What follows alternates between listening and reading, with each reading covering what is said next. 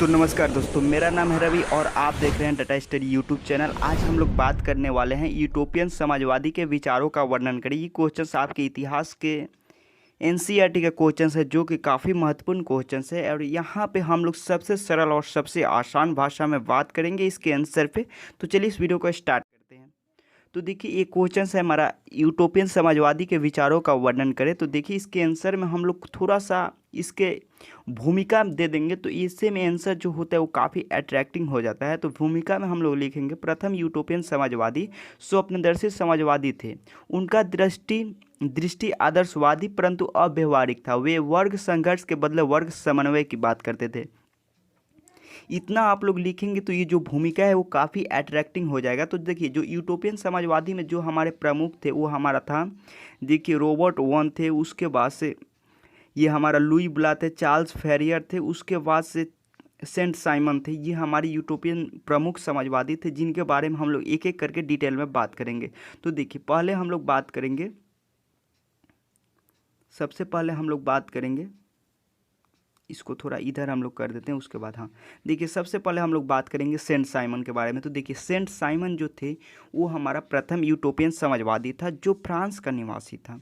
उनका मानना था कि राज्य एवं समाज को इस ढंग से संगठित करना चाहिए कि लोग एक दूसरे को शोषण करने के बाद मिलजुल कर प्रकृति का दोहन करे, तथा उसने घोषित किया प्रत्येक को उसकी क्षमता के अनुसार तथा प्रत्येक को उसके कार्य के अनुसार। इस कथन को आप लोग याद रखिएगा। उसने क्या घोषित किया था, जब प्रत्येक को उसकी क्षमता के अनुसार तथा प्रत्येक को उसके कार्य के अनुसार। देखिए सेंट साइमन देकर आप लोग इस बात को लिख दीजिएगा इतना पर। उसके बाद से हम लोग सेंट साइमन के बाद अगले यूटोपियन समाजवादी की बात करेंगे जो हमारे थे चार्ल्स फैरियर। तो देखिए चार्ल्स फैरियर लिखकर हेडिंग देंगे ब्लैक पेन से, उसके बाद से ब्लू पेन से लिखेंगे।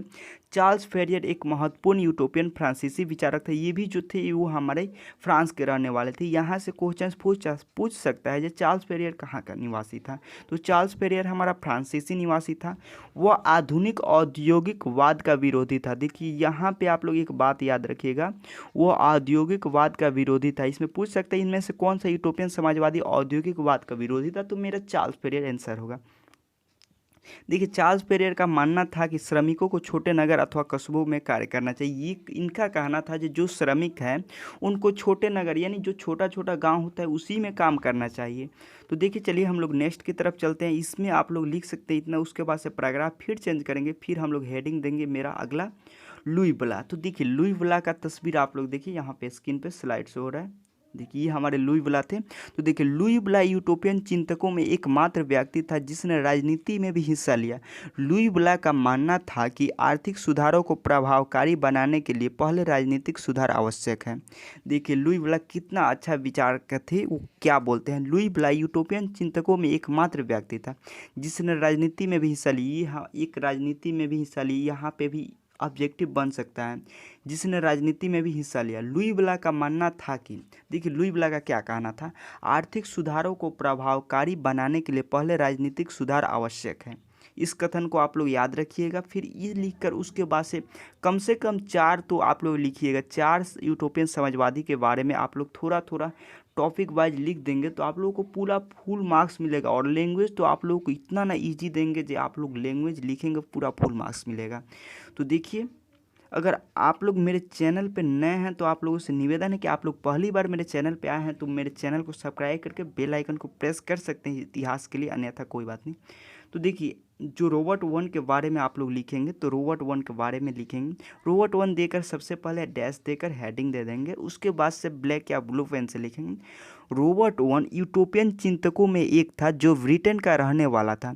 रॉबर्ट वन एक उद्योगपति था, उसका फैक्ट्री स्कॉटलैंड में था। यहाँ पे एक बात फिर याद रखने वाला है, जो रॉबर्ट वन का जो उसका फैक्ट्री था वो हमारा स्कॉटलैंड में था। उसने श्रमिकों को वेतन को बढ़ाया, उसने श्रमिकों की वेतन को बढ़ाया तो पाया कि मुनाफा कम होने की बजाय मुनाफा और भी बढ़ गया। उसने यह निष्कर्ष पर पहुंचा कि संतुष्ट श्रमिक ही वास्तविक श्रमिक है। यहाँ पे बहुत बड़ा एक समझने वाली बात है, आप लोग समझिए।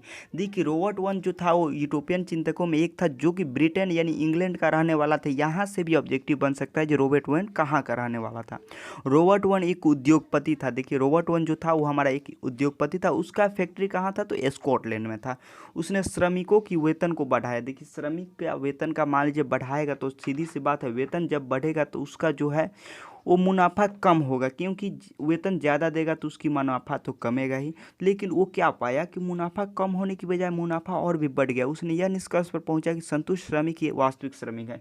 देखिए मुनाफा वो बढ़ाया तो जो मजदूर काम कर रहे थे वो और मन से काम करने लगे। इसीलिए उन्होंने एक महत्वपूर्ण तथ्य कहा जो संतुष्ट श्रमिक ही वास्तविक श्रमिक है। यहाँ से ये क्वेश्चन पूछता है जो ये संतुष्ट श्रमिक ही वास्तविक श्रमिक है, ये किनका कथन है। साथ साथ आप लोग ऑब्जेक्टिव को भी कवर करते रहिए। तो चलिए मिलते हैं एक और नए एपिसोड के साथ इतिहास में। तब तक के लिए आप लोग मेरे चैनल को सब्सक्राइब करके बेल आइकन को प्रेस करके रख लीजिए, क्योंकि कुछ ही दिनों में पूरे इतिहास आप लोगों का, जो लोग मान लीजिए बिहार मैट्रिक बोर्ड परीक्षा का इस वर्ष एग्जाम देने वाले हैं, उन लोगों को पूरा कंप्लीट इतिहास का ट्यूटोरियल यहाँ पे मिल जाएगा।